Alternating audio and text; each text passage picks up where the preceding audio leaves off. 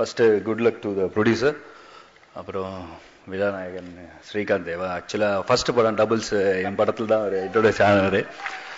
அப்போ இந்த படம் ஆக்சுவலாக நானும் ஜெயம் ரவி கூட சேர்ந்து ஒரு படம் பண்ணியிருக்கேன், டைரக்ட் பண்ணிட்டு இருக்கேன். இந்த படத்துக்கு ஆக்சுவலாக ஸ்ரீகாந்த் தேவாவை ஆக்ட் பண்ணுறதுக்காக கூப்பிட்டேன், வீட்டுக்கு போனேன். அப்புறம் இது வந்துட்டேன் சார் உள்ள போனேன். அதுக்கப்புறம் இப்போ தான் பார்க்குறேன்.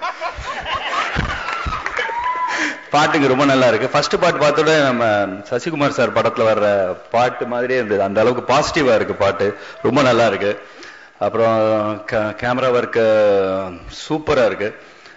வேற heroine looking very beautiful, good.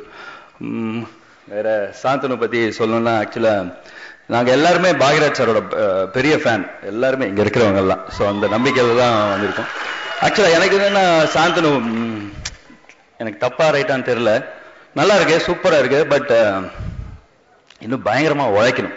ஏன்னா இப்ப இருக்கிற ஹீரோஸ் எல்லாம் ஒருத்தரும் இப்ப இருக்கிறவங்க எல்லாம் பெரிய ஆளா இருக்காங்கன்னா அப்படி உழைக்கிறாங்க, நான் பார்த்திருக்கேன். So best of luck to everybody. இந்த விழாவின் நாயகன் ஸ்ரீகாந்த் தேவாவுக்கு வாழ்த்துக்கள், என் நண்பர் ஹோஸ்மினுக்கு வாழ்த்துக்கள்.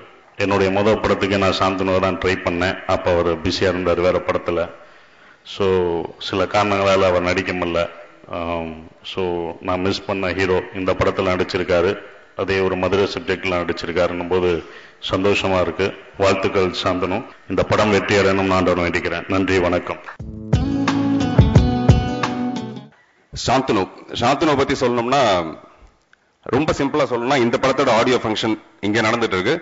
கூடிய சீக்கிரத்தில் அவருடைய ஆடியோ ஃபங்க்ஷனும் மலேசியாவில் நடக்கிற அளவுக்கு மிகப்பெரிய நடிகரா.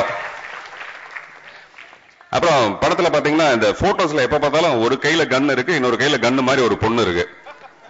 பட் ரெண்டுமே ஹேண்டில் பண்றது கொஞ்சம் கஷ்டமான விஷயம், ஆபத்தான விஷயம், கொஞ்சம் பார்த்து ஹேண்டில் பண்ணணும்.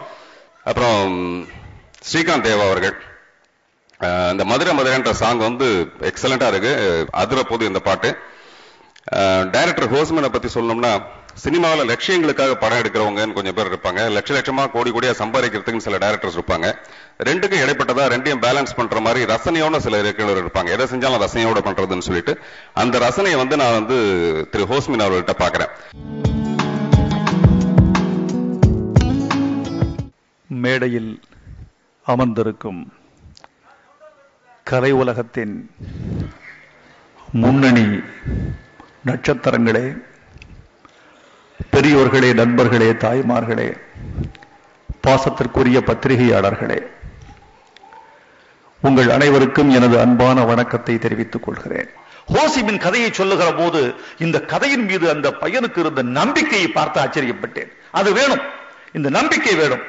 மதுரை கதை நிச்சயமாக வெற்றி பெறும். ஹோசிமின், நான் உங்களுக்கு சொல்லுகிறேன், மதுரை கதைக்களமாக கொண்டு ஏன் இத்தனை படங்கள் வருகின்றன என்றால், தமிழ்நாட்டில் எல்லா மாவட்டங்களையும் விட உணர்ச்சி மிக்க மாவட்டம் மதுரை மாவட்டம் என்பதில் எனக்கு கருத்து வேறுபாடே இல்லை. அந்த மதுரை களத்தில் 1000 விளக்கு வருகிறது, நிச்சயமாக வெற்றி பெறும் என்ற நம்பிக்கை இருக்கிறது. தம்பி சாந்தனு அவர்களுக்கு என்னுடைய வாழ்த்துக்கள். பாக்யராஜவனின் குடும்பத்திலிருந்து ஒரு இளைஞன் வருகிறார் என்றால் அது என்ன பொருள் என்றால், ஒரு 40 ஆண்டுகளாக தயாரிக்கப்பட்ட வெற்றி அந்த பையனுக்கு வார்க்கப்படுகிறது என்றுதான் நான் நினைக்கிறேன். ஒரு பாட்டு எழுதி முடித்த பிறகும் அது ஒலிப்பதிவாகிற போதும் படமாக பார்க்கிற போதும் இருக்கிற சுகத்துக்காக தான் நான் வாழ்ந்துகிட்டு இருக்கேன். அது ஒரு சுகம்.